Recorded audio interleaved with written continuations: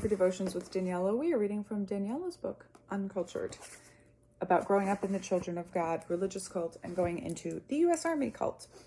This is chapter 10, Promise of Paradise. Belo Horizonte, Brazil, 1997.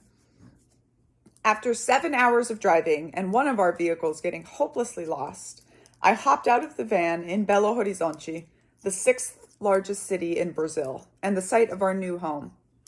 I'd learned that the name means beautiful horizon in Portuguese, and it really was gorgeous. Surrounded by mountains on all sides, I breathed in air that was crisp in that mountain way, with no weight of sea salt and waves around the edges. Tropical trees created a thick foliage everywhere I looked.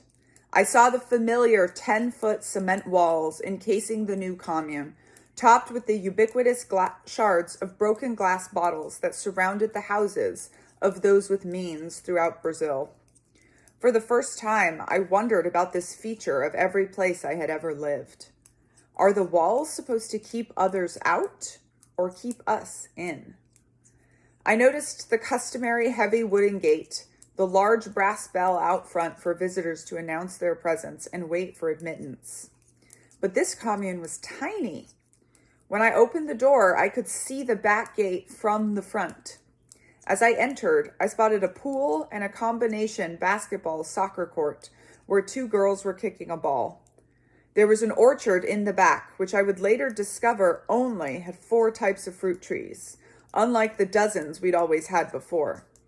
Instinctively, I looked for places to hide, but I did not see many options.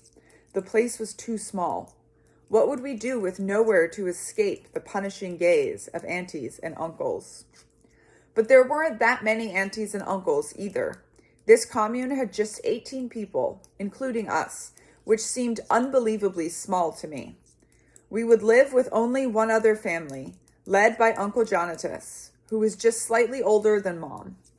Auntie Hepzibah, his wife, was one of the most senior translators in the family, responsible for translating every document they produced into Brazilian Portuguese, either for distribution on the streets or for the increasing number of Brazilian Children of God disciples who didn't speak English.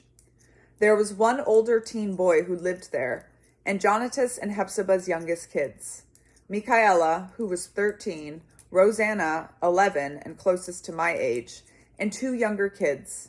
They'd be in a group with my 3 brothers, Timmy, Darius, and Justin, ages 5, 3, and 1. I bonded quickly with Micaela. She was friendly and lively, but also even-tempered, unlike her sister Rosanna, who was prone to fits of meanness and mood swings. Micaela and Rosanna looked very different than most of the girls I had known until then, with their darker skin, thick manes of black wavy hair, and hips already starting to show on their preteen bodies. To my dismay, I still looked like a little boy, a head and a half shorter than the others. I immediately knew I would be nowhere near the top in the hierarchy of teenage girls, but I was glad to be aligning myself as Micaela's friend. I quickly grew to appreciate Auntie Hepzibah and the smaller commune life. Though she was a stickler for cleanliness, Raina, Jamie, Micaela, Rosanna, Mary, and I spent a lot of time scrubbing walls with toothbrushes and sweeping tile floors until they were spotless enough to meet her demanding standards. She also seemed fair with discipline and open-minded to the world outside. Brazilian culture defined her at least as much as family culture, and she shared that with our commune, over which she was the undisputed matriarch. She quickly saw my shame that I couldn't speak Portuguese, despite the 6 years I'd lived in Brazil already, and began to teach me, repeating everything she said in Portuguese, English, then Portuguese again. It only took a few months for me to start understanding the words, and a little more of the world around me. Outside our commune walls, Brazil was colorful and noisy. The downtown streets covered with cameloas, street vendors, hawking their wares, piles of intricately patterned artisanal dishes, and beautifully crafted handmade jewelry, full of the semi-precious stones and agates this state was known for, all stacked on top of colorful blankets. We mingled in the streets and listened to the music of voices in Portuguese around us, with lilting sounds and round vowels, everything rolling and flowing together. I loved passing the stands showcasing dozens of different kinds of grapes in various little piles, every color and shape under the sun, with flavors that would burst into my mouth every time I was lucky enough to try one. Tropical flowers in every color lined the streets and decorated the high cement walls that rich people lived behind. They spilled from flower boxes in apartment windows and were braided and pinned up into women's hair. Colors were everywhere. Even the buildings were painted green, bright pink, lavender, and gold. The Brazilian flag was flown with pride. I could look up anywhere and see the bright gold diamond atop the bold blue circle against the emerald green background, symbolizing the rainforest, the precious metals, the Amazon River, and the nature that surrounds you everywhere you go. Even though I had lived in this country for 6 years, this was the first time I really started feeling like I was a part of it. We had been so much more isolated at the commune in Rio, but here, in Belo, we were not as cloistered behind our concrete walls. We left the commune a lot more often, needing to raise money to support our life in the mission field, more than when we lived in the leadership compounds. Those ran on tithes from the communes in the mission fields, and as a commune tasked with doing the work of witnessing, our tithe was expected for world services. Walking up and down the streets, surrounded by a language I didn't understand, the sun beating down on us, I'd recite memorized phrases to passers-by on the street, people in their cars at stoplights, and store clerks. Oi, posso falar com você sobre Jesus? Can I talk to you about Jesus? Somos missionários, we told them, missionaries here to help, needing money to keep doing God's work. It always felt like a lie, a trick we were playing on those unsuspecting people. They smiled, always, friendly and sympathetic to the poor little blonde children, out raising money for God. Everywhere I looked outside our commune, I saw people whose skin was darker than mine that never tanned, an ever-present symbol of my Slovakian heritage, a world I had no connection to at all. The diversity of Brazil is incredible. There were so many varieties of brown and black skin tones, white people with blonde hair and sun-kissed bodies, brown people with glossy black hair that fell in waves down to their waist, around the rolling curves of their bodies, and Japanese Brazilians everywhere too, all speaking Portuguese. It was shocking to me at first, having lived alongside almost all white people for as long as I could remember. I didn't realize that was partially due to Grandpa and the first generation's racism. Grandpa had always told us that Black people were the descendants of Ham, one of Noah's sons punished for the sin of homosexuality, and they were destined to be unlucky forever. From what I saw, there did seem to be a hierarchy based on skin tone, with nearly all the poor people to whom we donated food for our missionary work in the slums of the favelas having darker skin. But Grandpa's explanation didn't sit right with me. People didn't deserve to be punished. They were just hungry, even hungrier than me. As a half-starved child with a perpetually empty stomach, I thought Brazil always smelled good. Somebody somewhere was always cooking something delicious, even if they only had a few ingredients, and my mouth started to water every time I left the commune walls. The food was different, and we started to eat better in Belo. With fewer mouths to feed, we could afford better meals. Brown beans flavored with bacon and sausage over rice and collard greens. Farofa, a dish of tapioca flour fried in butter, bacon, onions, garlic, and spices, which looked like sand but paired deliciously with the thin slices of salted barbecued meats we grilled on the churrasqueira. Uncle Jonatas and Auntie Hepzibah had a good ministry going in Belo, and plenty of contacts who donated food of all kinds, including meat and chicken. But even in Belo, food was still heavily controlled, and there never seemed enough to get full.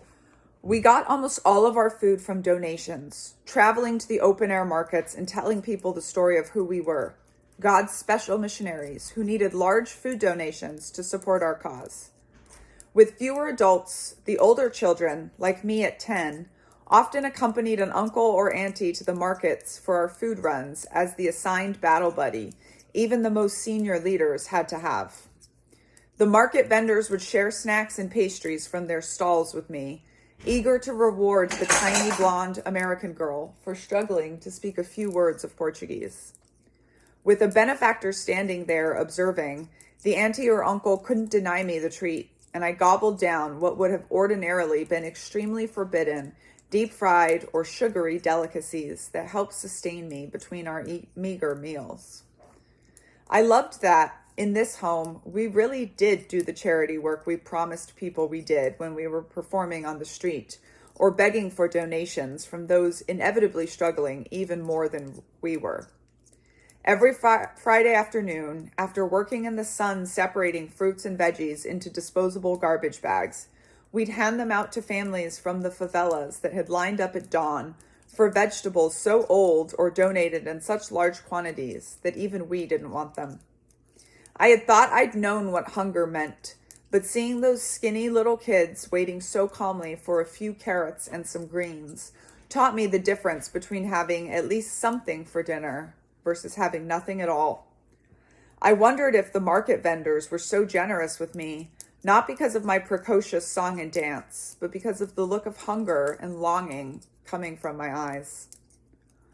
One day, after we'd been in Belo for a few months and I was complaining about the lack of space to escape the adults' watchful eyes, Micaela grabbed me by the hand, finger over her lips, and we tiptoed up the stairs into her mom's bedroom and translating office.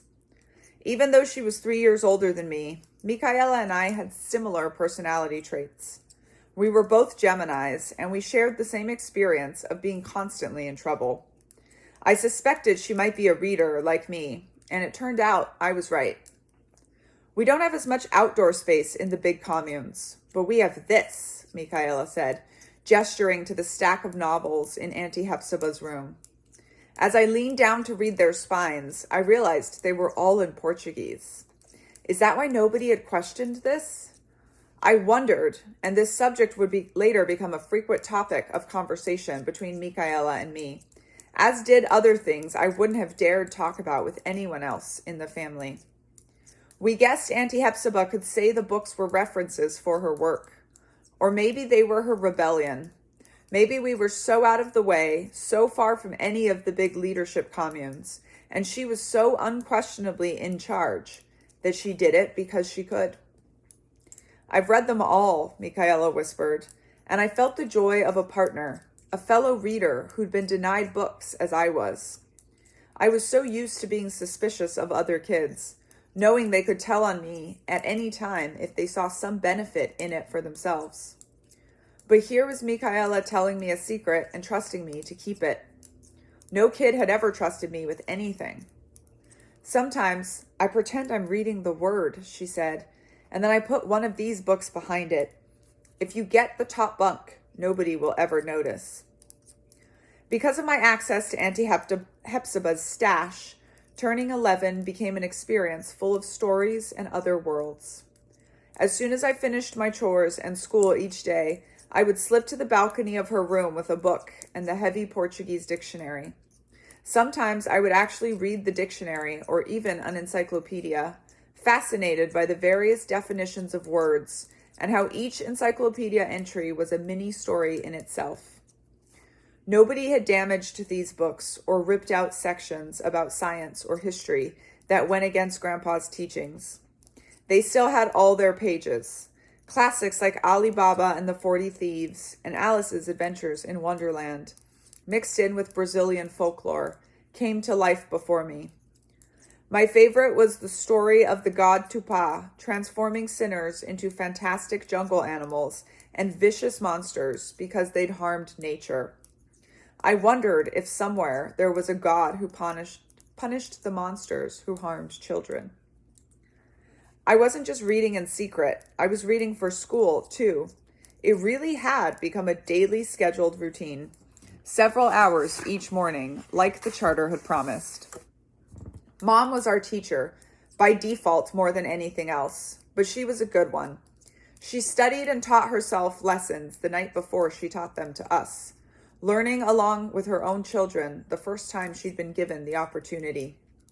Dad still drew full-time, and Auntie Hepzibah translated. Uncle Jonatas hardly spoke English and spent his days being the missionary of our bunch, witnessing to lost souls on the streets and collecting donations from rich sheep for our charity projects. In the schoolroom, it was the 6 of us girls, the teenager Raina, Jamie, and Michaela, and Rosanna, Mary, and me, plus baby Justin, who crawled around on the floor while we took turns entertaining him. Finally, Mom, already big with the next baby, could focus on us and our education, teaching us the lessons she taught herself only the night before. And it was glorious. We switched over to a Mormon homeschool program from what I learned was a state in America called Utah. But even though they came from the States, the textbooks were the opposite of evil.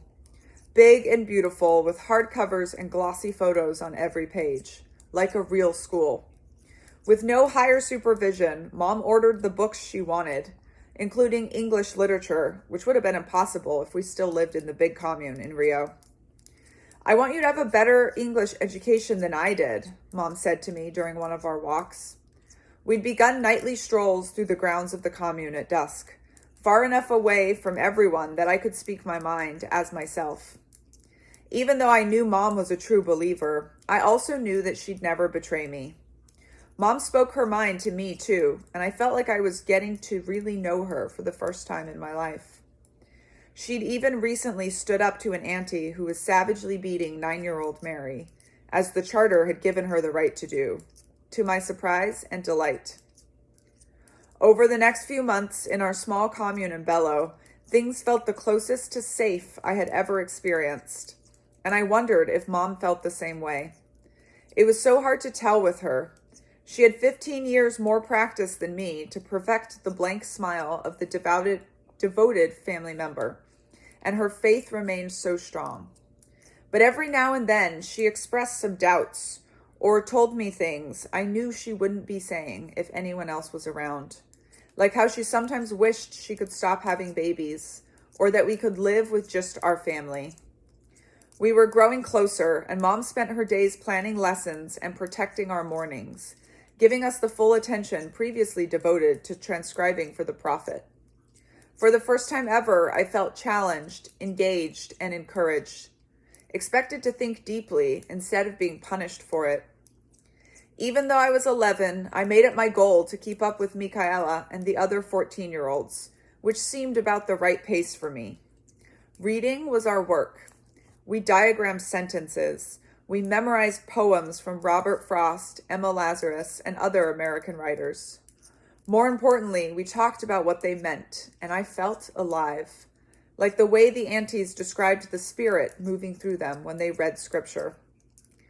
We talked for hours about the Declaration of Independence and the Constitution, and I understood how important a few written documents could be, how much potential they had in their promise of freedom, much like the Charter had changed everything for us. But also like the Charter, its power had limits, and it saddened me to be told that America had not delivered on so many of its promises. What had once been the land of freedom, the city on the hill, a refuge for the tired, poor, and downtrodden masses of the world, had become so evil. Mom emphasized how things could start off good, but end up rotten. I understood that truth completely. The new charter prohibited older uncles from touching young girls, but rules and reality were very different things. For me, the best part about moving to Belo was that Uncle Jerry and many other uncles were no longer a daily presence looming over me. I was convinced that there were no more bad uncles in my home, and even if there were, the charter would protect me from them. Uncle Jonatas seemed like a true missionary, a genuinely nice man who never yelled, spanked, nor touched anyone. But years later, I would find out that he had been molesting his stepdaughters for years before we arrived, and would continue raping one of them well into her adulthood. There was nothing any of us could have done, even if we'd known, and I think Michaela took to protecting me, taking on the role of my older sister, the way I'd always tried to do for Mary, the way Michaela wished she could have done for her own little sister. I would also find out the older teen boy in our home was abusing my older sisters and Michaela, and would go on to hurt even younger girls. But at the time, and through my 11-year-old eyes, I felt lucky. Nobody was bothering me. I was happy to finally be left alone. "Danny, I need you," Auntie Hepzibah said one afternoon, as I struggled to teach one of my little brothers to read. I followed her into the kitchen and saw piles of cooked pasta, steam lifting off the noodles in heavy layers. She started with some Portuguese words that I was beginning to recognize. "Eu vou precisar de sua ajuda hoje para fazer jantar." I could pick out the most important ones and felt a surge of pride as I translated them to myself. "I need help. Dinner. You." Why was she asking me for help with dinner? But the English translation quickly followed. "Danny, with your mom out with the baby and your sisters out raising money, we'll need you to take care of making dinner today. I have a big deadline."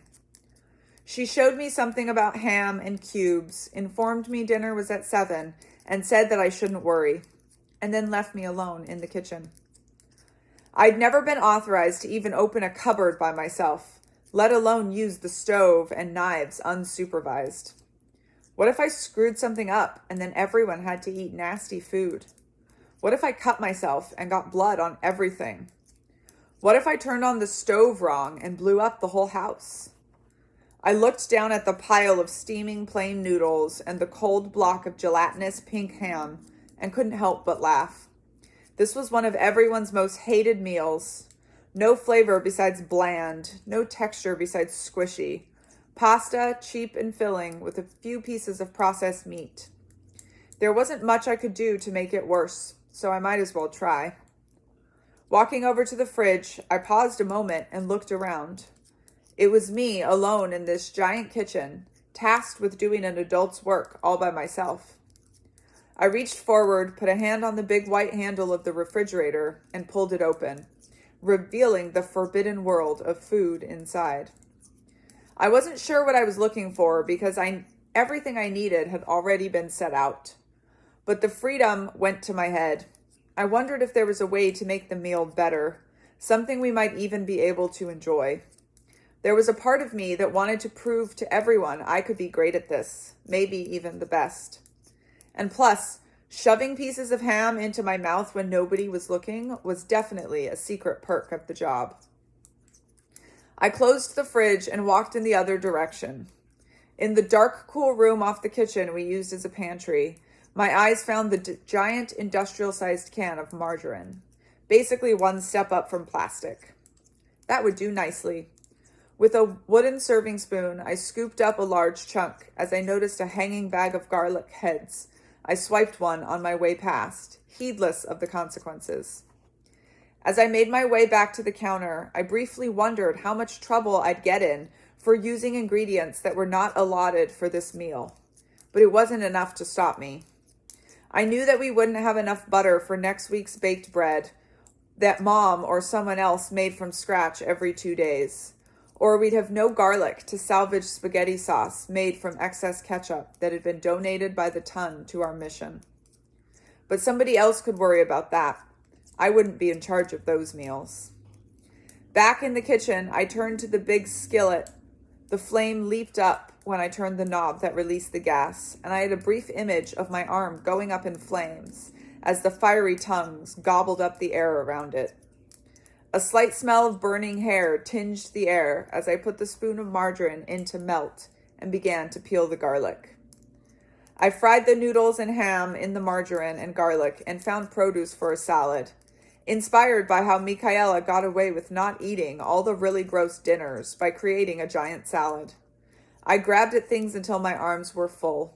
Cucumbers, radishes, wilted lettuce that still had some crunchy inside layers, tomatoes that wouldn't last another day, a dressing made from limes from the tree outside, and some olive oil from a big metal can, all donated from somewhere, topped it off. After about an hour, dinner was ready to be served. and right on time, too.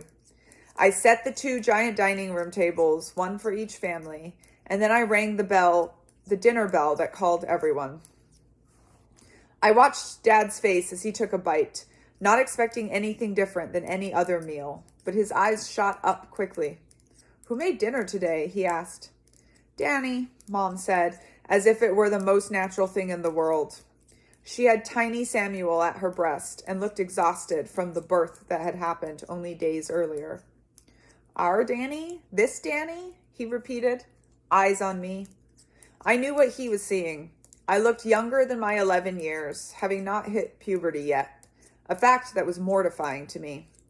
I was short with bushy hair Mom cropped before each new baby, probably in hopes it would simplify her life, but it only gave the unruly curls more personality. Based on appearances, I looked as likely to be 8, and I briefly wondered if Dad would get mad about little kids in the kitchen, about my time away from school.